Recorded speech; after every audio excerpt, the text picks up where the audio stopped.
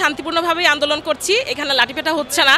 এই সরকার আছে বিধায়, আগের সরকার থাকলে হয়তো বা গুলি করে উড়িয়ে দিত, মেরে ফেলতো। হ্যাঁ, এখন আমাদের ওই ভয়টা নেই, আমরা জানি উনি আমাদের গার্ডিয়ান, উনি আমাদেরকে দেখবে।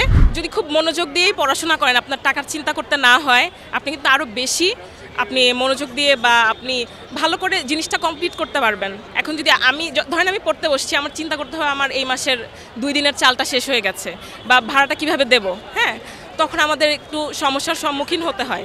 ভালো ডাক্তার হওয়ার জন্য আসলে অনেক ফাইন্যান্সিয়াল অনেক সাপোর্টের প্রয়োজন হয়, সেইটাই আমরা আমাদের গার্ডিয়ানের কাছে চাচ্ছি। দ্যাটস ইট।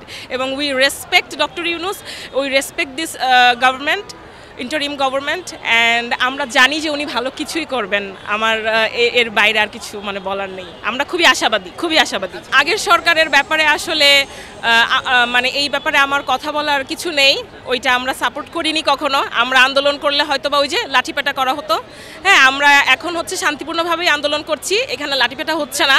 এই সরকার আছে বিধায়, আগের সরকার থাকলে হয়তো বা গুলি করে উড়িয়ে দিত, মেরে ফেলতো। হ্যাঁ, এখন আমাদের ওই ভয়টা নেই, আমরা জানি উনি আমাদের গার্ডিয়ান, উনি আমাদেরকে দেখবে, কোনো সহিংসতা হবে না এবং আমরাও চাই না।